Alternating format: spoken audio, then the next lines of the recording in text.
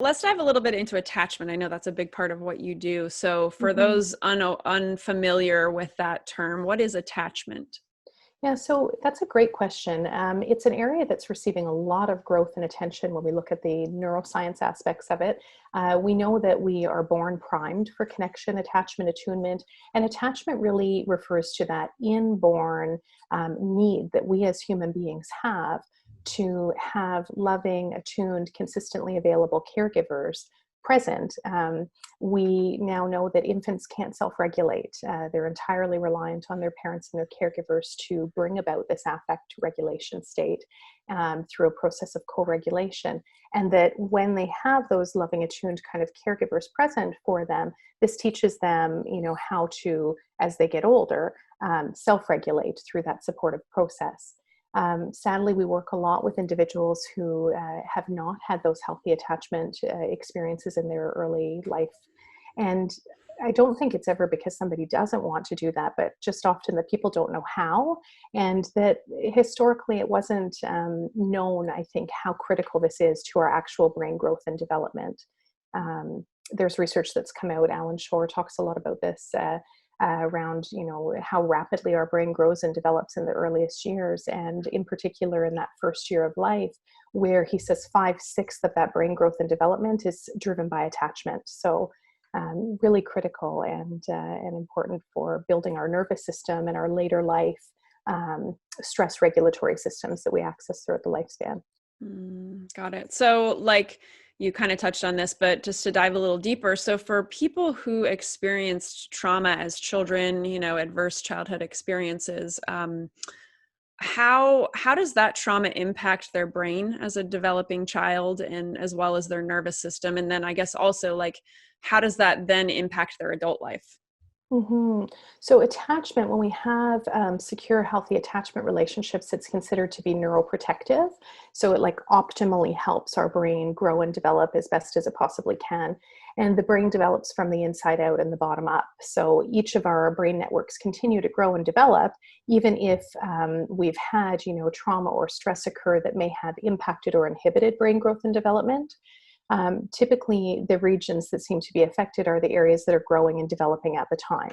So where previously we thought, children were magically resilient, well, their brain is rapidly growing and developing. So we now know that the brain regions that are growing and developing at the time that trauma and stress are occurring can directly impact the growth and development of those specific brain regions. So it can impact our emotional regulation skills. It can impact the nervous system growth and development, self-referential function, the ability to feel my feelings. So there are so many things that actually have their foundations in our earliest years that when we look at later life function and we're wondering, why people can't feel their feelings or be in their body or, emotionally regulate or have healthy relationships with others, those early life templates are really so critical for giving us the neural templates for knowing how and what to do and how to interact or how to emotionally regulate. So for people watching who I would imagine are watching because they may not have had that right secure attachment, that healthy relationship with a parent, or maybe not both, or other traumatic things may have happened to them. How do they heal? How do they Mhm. get through this and just I don't know, learn to be Yeah. able to work through this trauma? Yeah, so one of the most exciting things is there's so much new knowledge that we have coming out of the neuroscience research.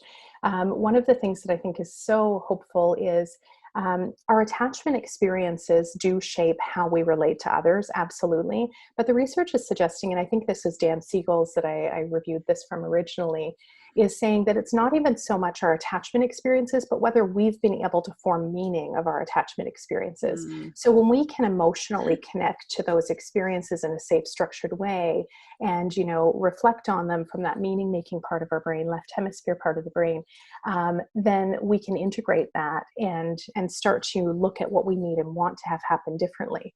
So that's one piece, is that we can form meaning of our experiences that helps us shift kind of what we do with that.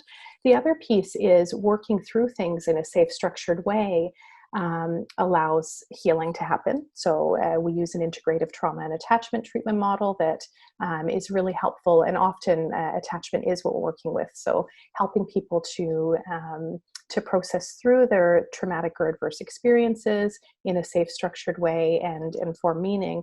But also the research is showing us that resource installation is incredibly helpful as well. So although cognitively, if you say, is your grandmother sitting there in the room with you right now? I know she's not, right? But my brain doesn't differentiate between somebody physically being with me and them not being with me if I kind of invite that cognitive part to scoot, right?